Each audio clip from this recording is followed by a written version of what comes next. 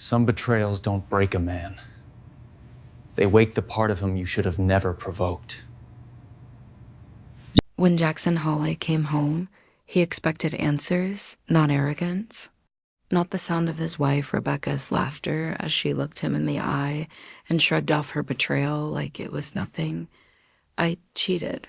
Big deal," she said, swirling her wine. "It doesn't mean I have to leave." There was no remorse, no apology, just the confidence of a woman who thought she was untouchable. She believed Jackson would always be patient, always calm, always forgiving. "You think I'm leaving my house?" she scoffed. "My comfort, my lifestyle? No, Jackson. You'll just have to deal with it." But in that moment, something inside him shifted. He didn't shout. He didn't argue. He just looked at her with a calm so unsettling, it silenced her mockery. And for the first time, a seed of fear began to bloom.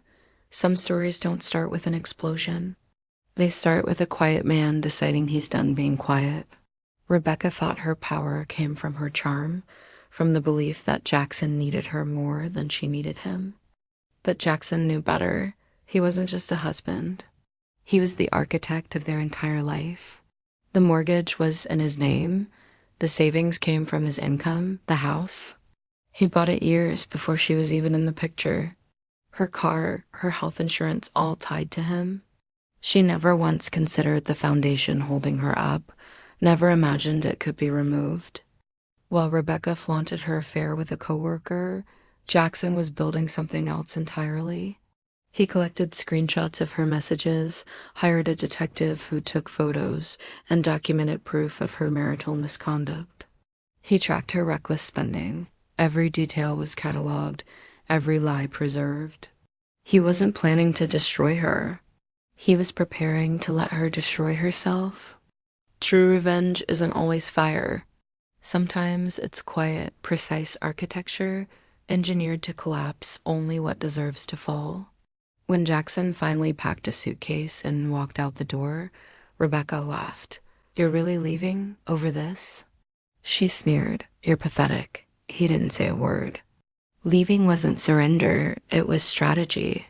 He stayed at a hotel, then with his brother, not because he was out of options, but because she was about to lose all of hers. Rebecca celebrated what she called her freedom.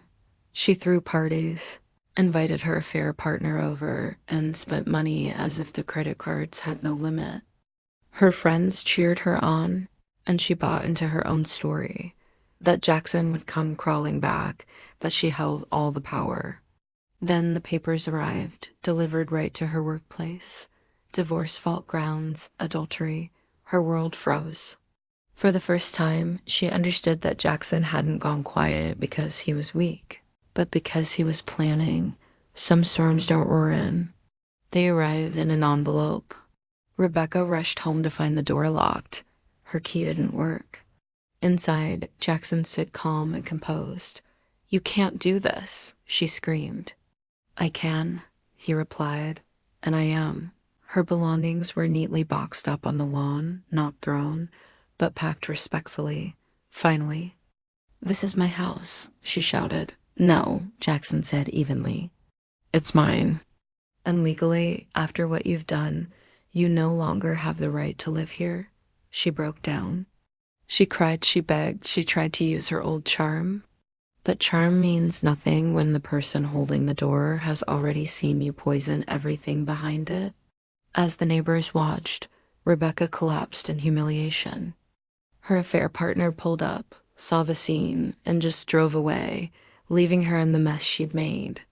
That was the moment everything shattered.